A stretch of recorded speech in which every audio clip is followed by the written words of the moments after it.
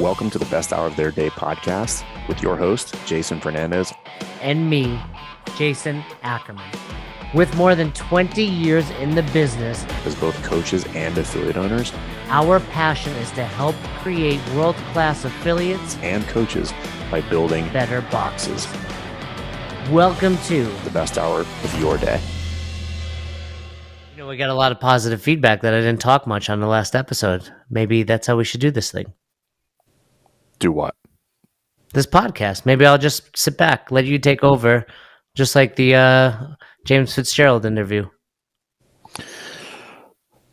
I think a lot of people would like that. I know we got a lot of feedback on that episode. I don't know that it was so much what James was saying or what I was not saying. People were just like, "Huh, that was nice." Ackerman was quiet. He was really, what's the word? Engaged. You exercised. No, you were not engaged. Exercised much restraint. We did hug. Yes, that's a good way to put it. So anyway, but on that note, we're going to talk a little bit today about continuing education. So 2021 has been a fantastic year, Fern, on many fronts for Best Hour and Affiliate U. Let me ask you on a personal level, did you develop as a coach? I think I did, but technically probably no. So what does that mean? Technically no. Just, you're going to say if you didn't get a piece of paper, you didn't technically get better. But you also said on the most recent episode, careful credentials don't matter as much as experience. Correct. Right. You like how I throw those? You think I'm not listening? You think I'm not paying attention? You're not listening. You probably know that because Katie cut a clip and posted on Instagram that you later saw afterwards. So, yeah. No, as far as technical expertise, probably not. But I did absolutely grow as a coach in a lot of ways. But probably a little like just on a deeper level, coach. Like I would say one of the things I've got this year is like connecting with people and really be able to dig in faster onto whatever might need to be fixed, both coaching affiliate owners and coaching coaches with regard to level 2 setting. Because one of the tough things about a level 2 is you could pick a lot of things when somebody coaches to correct. However, if you can deduce down everything that's going on and you can get to the root cause faster, the impact is far greater. And that takes practice and, a lot of messing it up. And I don't know about you, like a lot of my feedback or a lot of my own self-feedback when I first started level 2s was A, just giving too much feedback, and then B, the superfluous type feedback, the stuff that was like, is that really important? Not really. Like really not like digging in and saying like, hey, this is the issue that you need to work on. So just, stepping back and having the wherewithal to really walk, really dissect and figure out what's the problem, right? So there's root cause in movement, and then there's root cause of if I'm watching a coach, and then there's root cause in a business that is broken. And I think the ability to, in all of those scenarios, to get to root cause the fastest, and then unpack that and give them something that's digestible and actionable is ultimately what would, and at least in my mind, what would make a good coach. And that's what I try to do. I don't know if I'm good at it yet, but. Well, you're basically using the concept of triage. Yes. Well, yes and no. So that is a part of triage, I think. But I think root cause is a little bit more complex than just triage.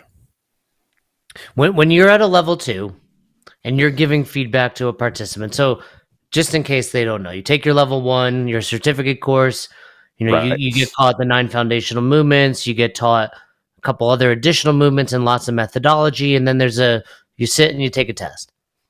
You come to take your level 2 and it's very similar format, and the big change is now you're coaching these breakout groups and you're getting feedback. Now, to be clear, I like to remind the participants, your feedback has no bearing on whether or not you pass or fail the level 2 test. So you can become a Correct. level 2 trainer. You could have gotten the worst feedback out of every participant and go home. It's a take-home test. I believe you have 30 days to take it. But if you pass it, you pass. You're a level 2 trainer. But within there, Correct. we're giving feedback. So there's lots of small breakout groups, and then it kind of culminates with you teaching a small group, usually 4 to 6 other people. Mm-hmm. And in those breakout, you're teaching one of the 9 foundational movements. You ever get someone for and you're like, okay, what movement do you want to teach? They're like, handstand push-ups. Yeah. And I'm like, handstand walk. And I'm like, okay, how about let's go back. Let's pick one of the 9.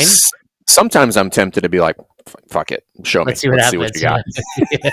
Yeah. Let's see how this goes. But anyway, we're going to watch you coach one of the 9, and then we're going to give you feedback on that. And ideally, I mean, I don't know, this is what I want to hear from you just out of curiosity.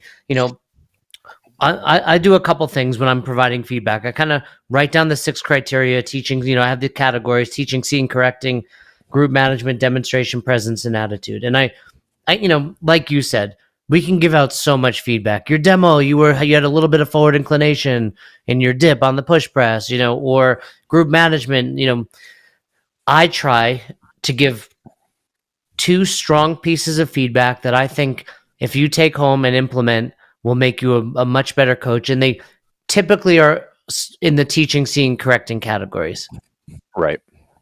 We like to say, like, I remind the group, like, we all need to improve our demonstration. If you do something, I might throw it out there in case you didn't know about it, but that's just like, work on this. Group management, it's a small group. You should be okay, but at a minimum, let's throw a couple things out there that you see. Tell me, what you think about this. Oftentimes, I've got 2 kind of pet peeves. They're not pet peeves, but I got 2 things that I see in the groups that I'm always like, this is you just filling time. And it's when they do a couple reps and then the coach will be like, how do you feel? How does that feel, guys? And I'll be like, they don't know how that feels. Like, yes, these are CrossFitters. They're taking their level 2. But if this were your onboarding session, here's how that feels. Terrible. It feels terrible. Like, I would rather be sitting on my couch that I was doing for the last 30 years. Now, all of a sudden, you're making me squat. This feels bad.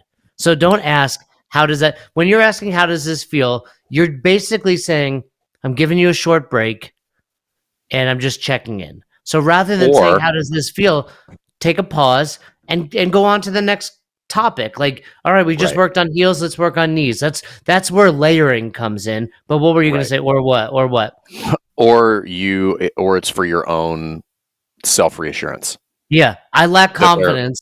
Did I do a good job? Tell me how that feels. Right. And the same, you could give the same critique to many of us when we first start giving lectures. When you give a concept and you say, does everybody understand? Yeah, does that make sense? Does that make sense? And it's like, well, did you say it in a manner that didn't make sense? Yeah, that's why you're asking. You're asking because it's a pause, it's a filler. I'm not really confident in what I just delivered to you. So everybody goes through that, and when you start teaching until you're really confident that what I've just given you is good, and there's no reason you shouldn't be able to. And if you don't, then just say something. But we're going to keep moving. Yeah, you hear that a lot with the word right also. So, you asked me a question about the air squat. Yeah, so an immature squat is, when someone's cantilevered forward, right? And then it becomes like, well, you're the expert and you're seeking approval. So definitely if you're public speaking, be aware of that. There's a difference between, hey, I'm delegating a job and I need to make sure that person understands that new task. And I think better than saying, does that make sense? It's like, can you repeat that back to me to make sure we're on the same page? But in this, in this instance, yeah, a lot of coaches do that. They also do so I got 2 others. I got here's one, they'll do a handful of movements and it's like, all right, guys, shake it out. I'm like, this isn't fucking jazzercise. We're not shaking it out. I always tell them, they did 5 reps. Why they don't need a break? Like, why are you CrossFitters suddenly are so nice? I'm like, these are the people that want to work out 7 times a day. They can do 15 reps on a PVC pipe. It's fine. And again, it's because they're taking a break in order to, and far more often than not, taking a break so you can get your thoughts together. Be like, I don't know what I'm going to do next. You guys shake it out while I figure out what the next step of this plan is going to be. That's the equivalent of like, all right, guys, here's the workout. Go for a 400-meter run, and then I'm going to write my lesson plan while you guys go out there for a run. It's the same. It's the same thing. It's lack of preparation or lack of confidence. Not done maliciously or out of lethargy, but you just weren't prepared. So you're just like, all right, I got to buy myself some time. So here's this thing you're going to do while I think about my thoughts. Yeah. And then lastly, we've got those kind of fillers. And then at some point, a coach will be like, all right, guys, give me 10 reps.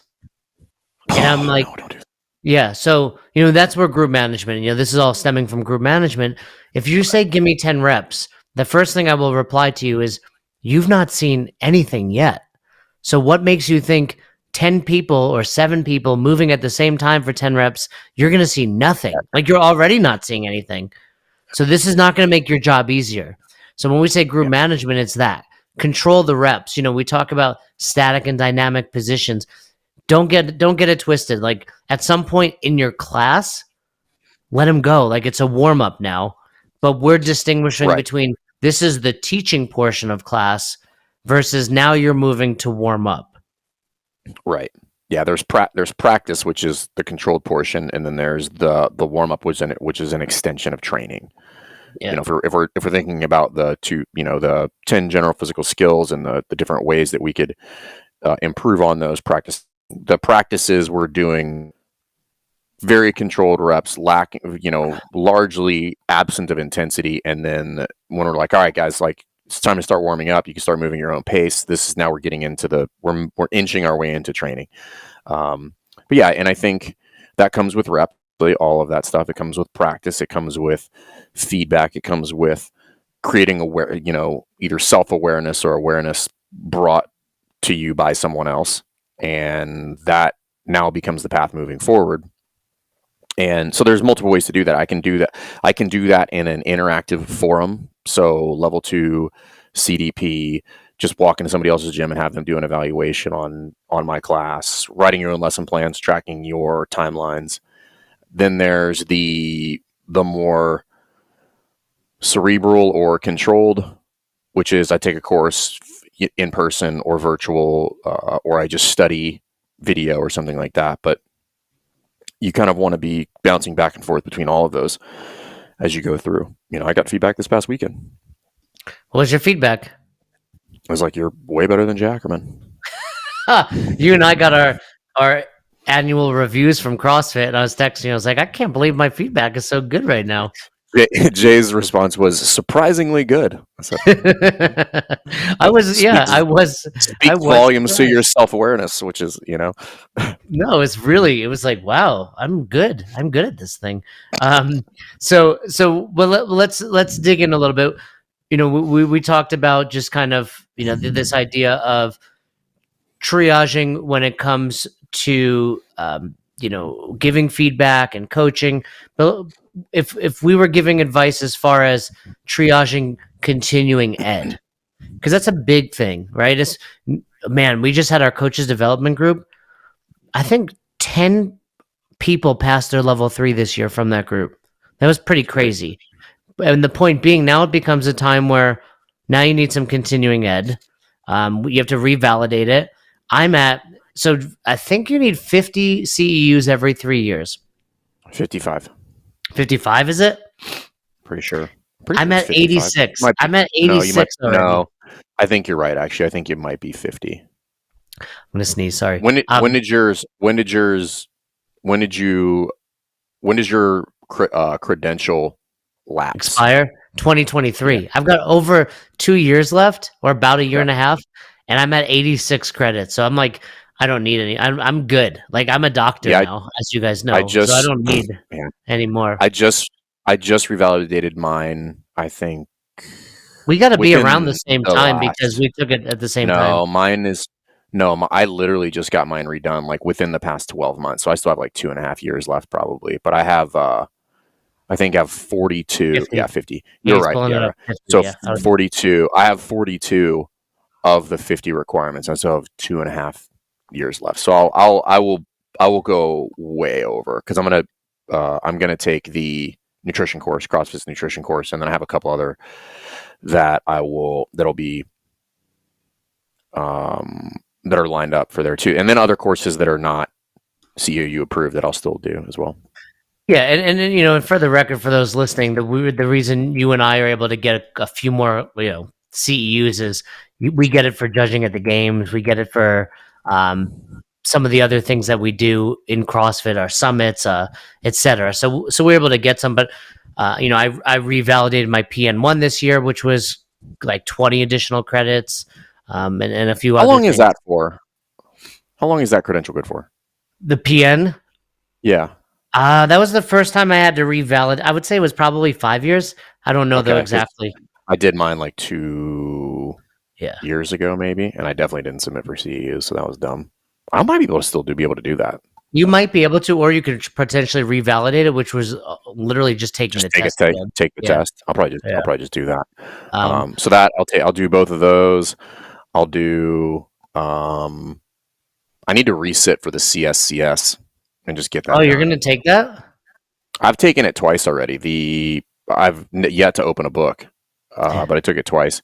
It's 2 parts. So there's forget me. I'm forgetting the names for the 2 sections of the CSCS exam, but essentially it's practical and not theoretical or like scientific or something like that. The practical passed. The back half, the second, I don't remember what by. It wasn't a lot, but it was just. I do remember it was. I was taking the test, and these are just things that you just need to know what is in the curriculum. They're answers where they want a specific book answer for this thing. Is it open book test? No, but you would have need to study the curriculum in order to know the answers, which I did not do.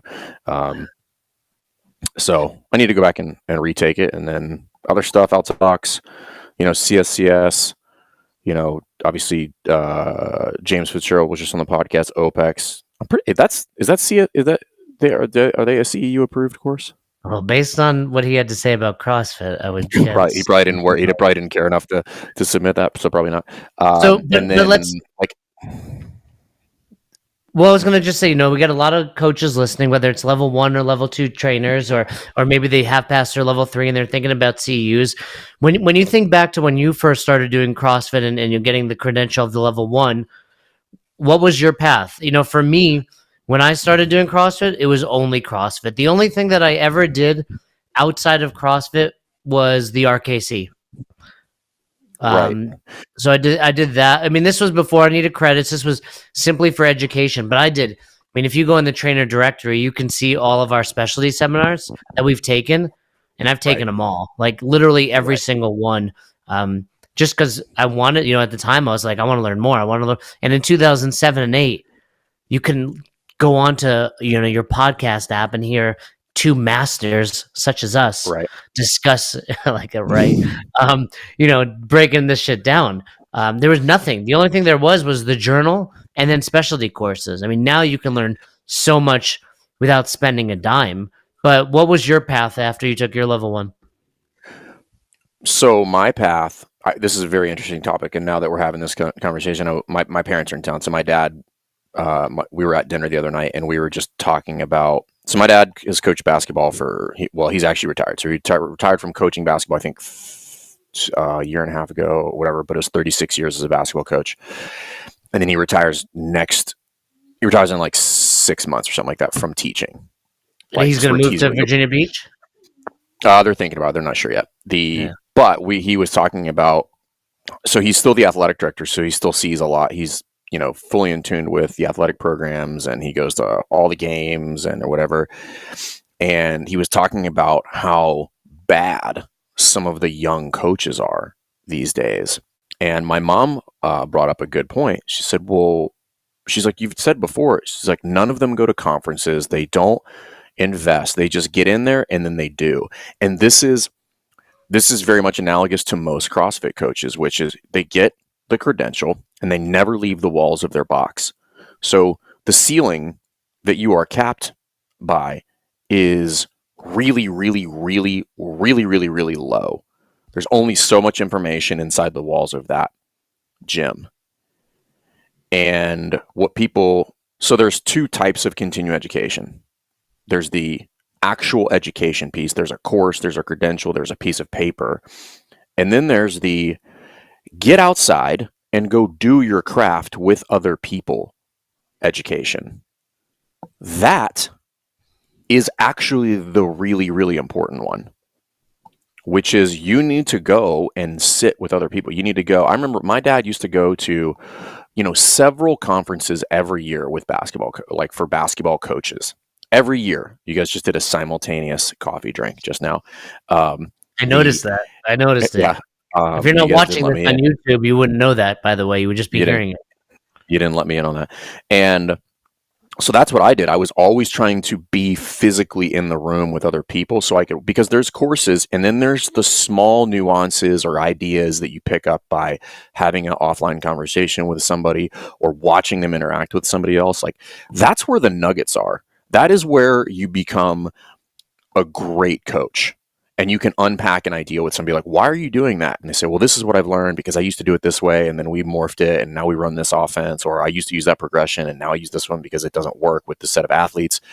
And far too many people are not pursuing that. It's just pursuing the checklist. Be like, you have all of these things. I'm like, so what? Like you need those things, but like, can you coach? That's the thing. And you can coach if you've been around a lot of other good coaches. And I don't think enough people put themselves around other great coaches. Now, you and I have been very fortunate enough to where the pursuit now is baked. That pursuit is now baked into the cake. You're constantly around other coaches. So, but if I wasn't doing that, I would still be pursuing that in some other fashion because that was the only way that I ever learned to get better at anything. So whether I was playing baseball or basketball or football or whatever the sport was, I was constantly in camps, which are both educational and competitive. And then I was constantly, just diving in, going to see other coaches, whether it was a strength conditioning coach or whether it was a powerlifting coach or whether it was a speed coach. And then just getting in the same room with other people and trying to siphon off information with them. And you need to pursue both. But I think and obviously it's times are a little weird now, but still, most people are not seeking out other information and just sitting down with another human being and say, tell me what you know. Just give me the information. Like I will soak all of it up. And that is a massive, that's also how trades and real skill sets die. That's how they die. Well, because back in the day, it'd be like an apprenticeship, right? Like I want to be a welder, right, or I want to be a shoemaker. 100%. So this is actually something. If you listen to Jocko Willink, his podcast, when he talks about because they have is it Origin? Is that his company? Yeah. Origin. So they have the big. So they make leather boots, but it's all handmade. So they have the big. I forget what they're called. Like the big old industrial machines, and I cannot remember what they're called. Like to make for shoemaking. Yeah, if you look them up, they boots. They're made boots in the and United stuff like States. that. Yeah. And anyway, the long story short is this is a perfect analogy. Is they had to go find these old machines, and there was only like a handful of people that still knew how to use them. And he said, we're literally like less than one generation away from never ever being able to do that again because nobody knows how to do it. And it's just like, well, this dude, and then they got rid of it and they changed it. And so they're actually like trying to get people the skill set back. And I think that it could be the same thing is if you spend all of your time here behind a computer and all you do is read a book and you take courses and all of that stuff, you're essentially just an academic. And there's nothing wrong with being an academic, but it has its limitations and it doesn't have full transfer into the real world or practically speaking onto the floor with an athlete, whether it's CrossFit or basketball or football or golf or whatever it might be. At some point, you need to put the damn book down and you need to go watch somebody else coach and interact with them or go coach yourself and take that knowledge and put it into practice and figure out what you actually know. Yeah, and I think the big difference is a trade versus kind of a customer service business too, right? Where the trade of making boots, you can probably develop and test on your own a little bit. But, I would equate it to almost like being a chef, right? Like, yeah, you can Right. take a course and be a great chef, but you need to give it to people. Like, how does this taste? What should I add more of? What spice is good? And, You got to that go that be a that sous chef for somebody else right, you gotta and learn. And learn from them. yeah, and I think, too many people, what I would throw it up there, I would guess as high as 90% of CrossFit trainers. So, in other words, someone takes their level one. I would say 9 out of 10 never coach outside of their own affiliate. And of that 90%, probably 90% of those people never get any feedback. Right. Well, I mean, so and I think it's a mass mistake. Many times people come here all the time. There's a coach here right now from another gym because he's moving and going to another gym that happens to be an affiliate that we work with and affiliate you. So it just worked out. He's local here. I believe I did his either level 1 or level 2, maybe both. It doesn't matter. But the invite was open, and he took us up on it. And he's been here. He's been to numerous classes over the past 2 months with both Cassidy and Lindsay, just sitting in, hanging out. And I told him, I was like, if that dude wants to coach, put him on the floor, put the screws on him. Like, if we're gonna help him, let's help him. Yeah, I mean, you guys give feedback. So, I mean, when we were there, obviously I coached and Lindsay gave me feedback, but then I saw, we kind of got a firsthand look at what your internship process looks like. The guy that was coaching, was getting watched by two other coaches, Lindsay and Jared. And I think that's happening quite often. But I think it's a big mistake. I think, and this doesn't only fall on box owners' shoulders. I think that's kind of where level one trainers want to go with it. Well, my box doesn't give me feedback. Cool. Go That's your somewhere else. responsibility. Yeah. And that doesn't mean go somewhere else and leave your box. I'm not claiming that. But I mean, No. go somewhere, I would guess this day and age, everybody is within an hour, maybe 2 hours of a level 3 trainer. Would you say something along those lines? I don't know. Let's call it the United States. Like, you're not that far. Yeah, I mean, the bigger point is you're close to somebody. You're close to, if you Maybe care, not a level 3. you make Maybe it it's a high level strength and conditioning coach. You might be That's relatively close to a college or something where somebody around there has information that would be useful to you. And the point is, pick up the phone. You can find anything on the internet. Find this person's email. Find their phone number. I found a naked Contact picture them. of Burton on the internet. Yeah. Well, you're welcome. Same. That's an NFT. That's controlled by NFT. So you will need It's to an pay me for NFT that. now. Yeah, I made it into an NFT. But the point is, you should be seeking that out. You should be going to them and don't ask them for anything. By the way, just be like, can I just show up and just be a fly on the wall and just spend some time here watching what you do? You will learn so much on a 1-day trip. By doing something like that, it will blow your mind. Things like that in my mind are worth a dozen courses. I'll give this shout out to Ben Bergeron. Back in maybe 2011 or 12, it was a 3.5 hour drive from Albany to get to CrossFit New England. And I would go there maybe once a quarter. And I would just be like, I would coach his 8, 9. He would give me feedback. I'd implement it. And, that was before it was like a level 2, 3, or 4 trainers, before the test. It was before I was on staff. I knew Ben and his wife, Heather, were on staff, and I respected them as coaches. And I was just like, I need feedback. I'm not getting any feedback. Like, my coaches watched me, but, it wasn't the same as like someone like an expert, when I would consider Ben an expert, giving me feedback. And not that it's the reason I'm a level 4 coach or anything, but I think there's a correlation between those that seek out feedback and those that get better and become the next generation of great coaches. And, we're wrapping up 2021. I believe this episode will be up before the new year.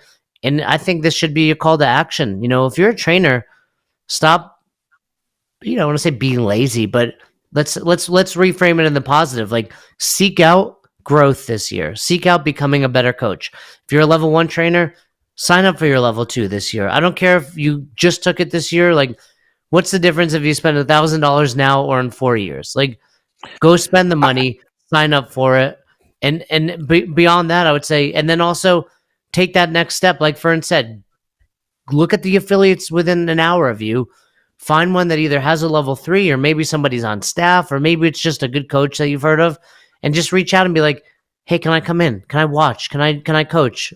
There's lots of alternatives.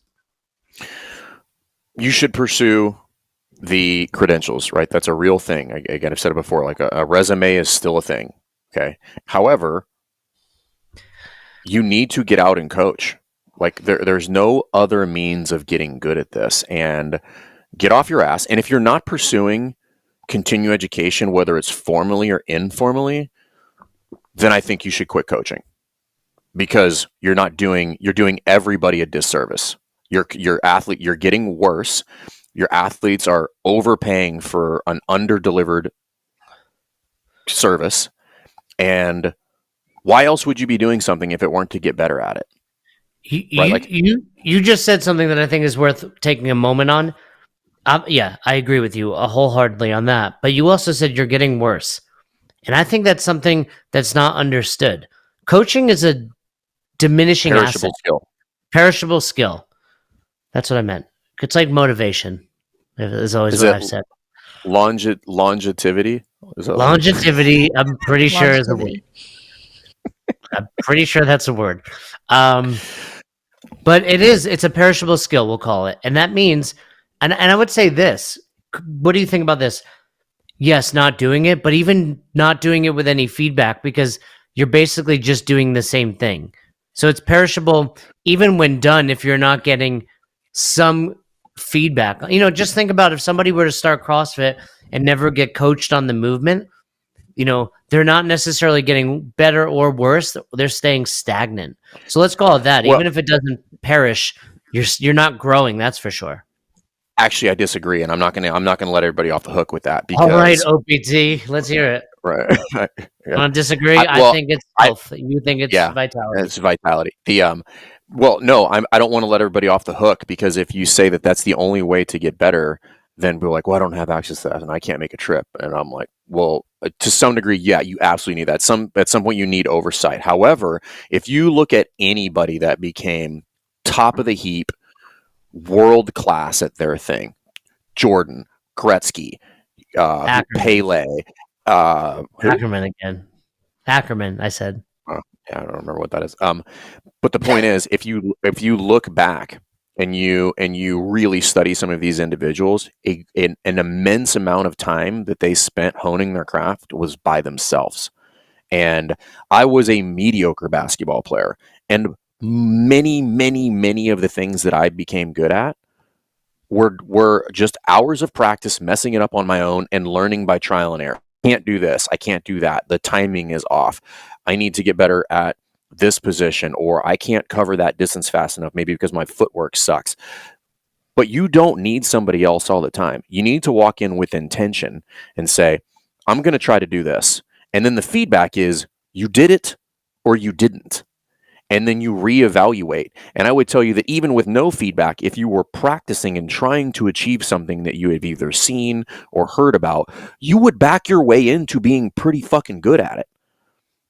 Right? I'll give you that. I mean, think about it. Think about it. Like, you and I watched a bunch of videos back in the day because there weren't a ton of level 3 trainers out there. And then I just went out and practiced the shit out of it. Right? Same thing. We've talked about this drill before, where it's just like, you don't need athletes to coach. Set out 10 med balls and coach a squats group to 10 med balls and see if you can do that for 10 minutes without a single break in stride. What you will learn by doing that will make you a really good coach. Yeah, I mean, I did it. I agree with you. Most people on staff right now will tell you how they did that, because it's hard to replicate that small group coaching that you have to then do in your internship. So most of us, whether one thing I used to do is put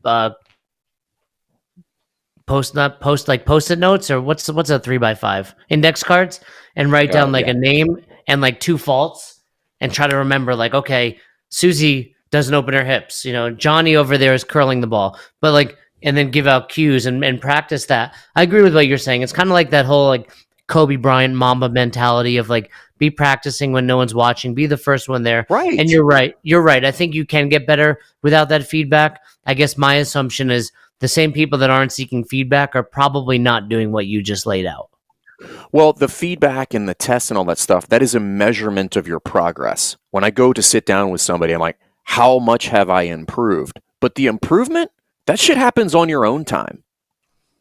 Yeah. Like, not somebody else's dime. That's your dime. And that's where I don't want to let people off the hook and be like, well, I can only do this if somebody else watches. I'm like, that's a bullshit excuse. If I only like dribbled or shot a basketball in the presence of another human being, I would have never even made the JV team. Let alone Division 1. Yeah, let alone be able to dunk on you. I mean, if people watch the video of me hitting that 3, that long too. That was a women's 3, maybe women's 3, collegiate 3. No, they're the same difference, but a women's ball would fit more nicely in your hands because you have small person type hands, just smell like cabbage. Off topic, on topic. Can we discuss Katie's triple jump for a second?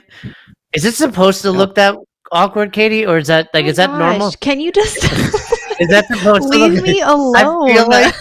I feel like so that was like a video of like catch the fault on this triple jump. And I'm going to defend you, Katie. Number one, the triple jump is not what I would consider an athletic looking endeavor, even when done well. It's very awkward. It's obscure. And it's very obscure. That's why I did well in it. What'd you say? Yes. It's supposed to look like you did it? It's a hop, skip, and a jump. It's supposed to, it's not supposed to look. It's a hop, skip, and a jump. It's actually counterintuitive because of the way you do it. It'll be your non-dominant, dominant. How do you know so much about the triple jump, Fern? I also was a track athlete, my friend. Were you a Division 1 triple jumper? Is that the term? No, I was not. No, but I did track and field in high school as well.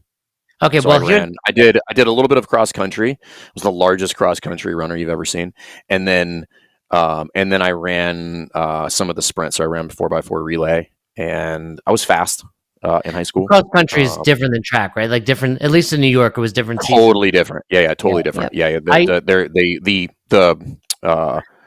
The why am I blanking on it? But the type of athlete you're looking at, totally different. Cross country looked very much like a marathon mile runners. Track athletes look like like a cornerback. Like Ben Johnson. Football. Remember Ben Johnson, the Canada guy that popped? Yeah, steroids are a beautiful thing. What was the dude's name? Was it Michael Johnson, the American? Michael Johnson. Yeah, Ben Johnson was from Canada. I signed up for cross country my sophomore year in high school because I was only just running through the woods. I was like, I need to prepare for wrestling season, and then I get there. If I'd have seen you running cross country in high school, I would have believed in hobbits. I'd have been like, "There's a hobbit coming out of the woods." Here's the thing. You did not see me because I got there first day of practice, and I was like, "Wait, we're gonna just run every day?" I was like, "No, thank you." No, thank you. And that's why I joined a gym. And then, so I could have been a level 4 running coach at this point otherwise. But I was like, fuck that. I don't want to run 5 miles a day. So anyway, when you guys are in town, which we will be shortly, Katie, you and I are going to have a triple jump off. I'm excited for you to blow out your knee trying to triple jump. Like that's going to happen. Well, I've been doing the knees over toes work. Hopefully we're going to have knees over toes guy on the show next year. And I've been checking out some of his stuff. So my knees will not blow out. Thank you very much. Real quick though, just because you just constantly like give me crap for how awkwardly I move. And I know I don't move super, like I move kind of weirdly, but just out of curiosity, what college did you compete at? Because both me and Fern competed in college. So which sport did you do in college? I was just curious. Well, for the record, I went to Albany to wrestle, but the wrestling team got cut. Banded. No, it got cut. Title IX type of stuff was going on in mid 90s.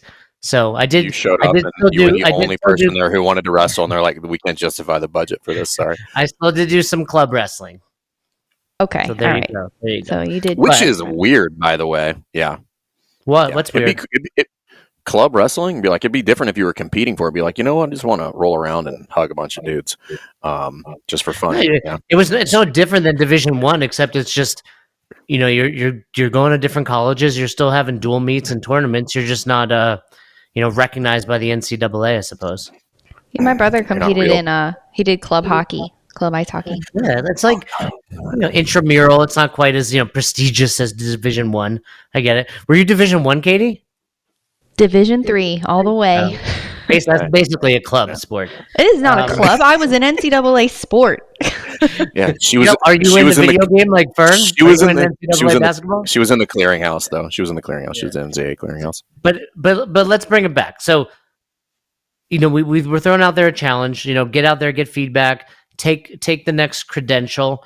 And I want to throw out there, like, we just had a coaches call, and I want to give a shout out to my man Federico. He's been in the coaches group for quite some time, and I don't think he'd mind me saying it, but he was talking to us about how his family. He has a brother that's a very smart physicist, and he feels like his parents are more proud maybe of that. And I think that's a hard pill to swallow, right? But I also was giving him lots of positive feedback, and at 43 years old, my parents still don't think I have a real job.